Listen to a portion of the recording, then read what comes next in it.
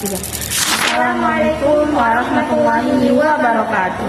Ahlan wa sahlan ya asdiqa, nahnu min qismi ta'lim al-lughah al-arabiyyah bil Jami'atil Islamiyyatil Hukumiyyah Kendari. Ana Kesha Aprilia Ahmad. Wa ana Siti Intan Nurail. Pada kesempatan kali ini, kami akan menjelaskan tentang makalah kami dengan judul penulisan referensi dan daftar pustaka dalam karya ilmiah, yang bertujuan untuk menjelaskan cara penulisan referensi dengan benar untuk menghindari plagiarisme dan menjaga kejujuran akademik. Video ini kami buat sebagai bentuk pelaksanaan ujian tengah semester mata kuliah Bahasa Indonesia yang dibina oleh Bapak Muhammad Asyarif Sulaiman, SPD, MPD.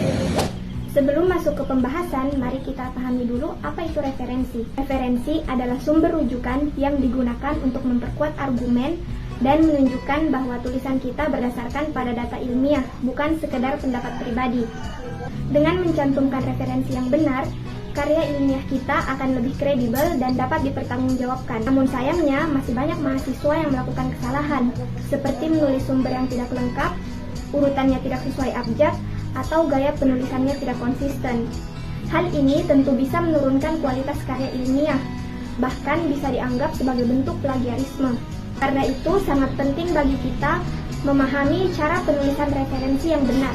Dalam makalah kami dijelaskan bahwa penulisan referensi dapat dilakukan secara manual ataupun dengan bantuan aplikasi seperti Mendeley, Zotero, dan EndNote.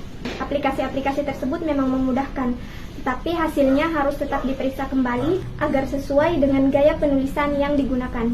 Gaya referensi yang paling umum adalah APA, MLA, Chicago, dan Harvard Style. Masing-masing gaya memiliki ciri khasnya sendiri. Misalnya, APA Style sering digunakan dalam bidang sosial dan pendidikan.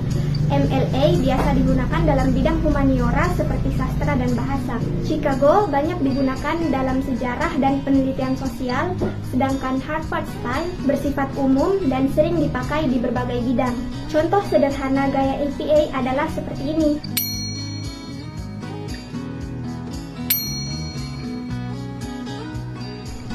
Nah, dengan memahami gaya penulisan seperti ini, kita bisa menjaga konsistensi dan keakuratan dalam karya ilmiah kita.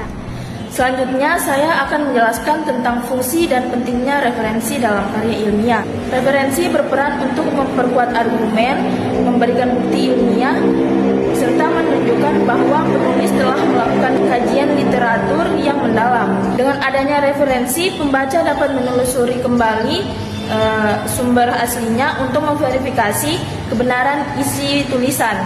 Selain itu, penulisan referensi yang baik dan benar juga menunjukkan integritas akademik, karena sebuah karya ilmiah tanpa referensi yang jelas dapat dianggap melanggar etika penulisan.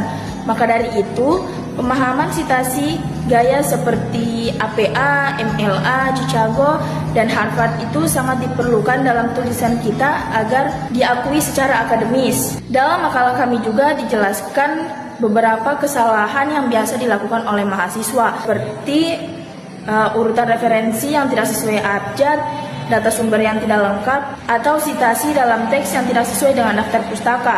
Kesalahan kecil seperti ini bisa menurunkan kredibilitas tulisan. Maka dari itu, penting untuk selalu melakukan pengecekan ulang sebelum karya diserahkan atau dipublikasikan.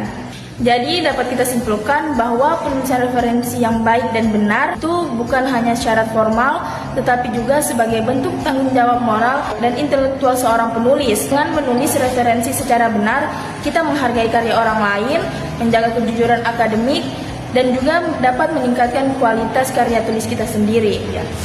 Syukran ala ihtimamikum wa natamanna an tastafidu min ardina. Wassalamualaikum warahmatullahi wabarakatuh.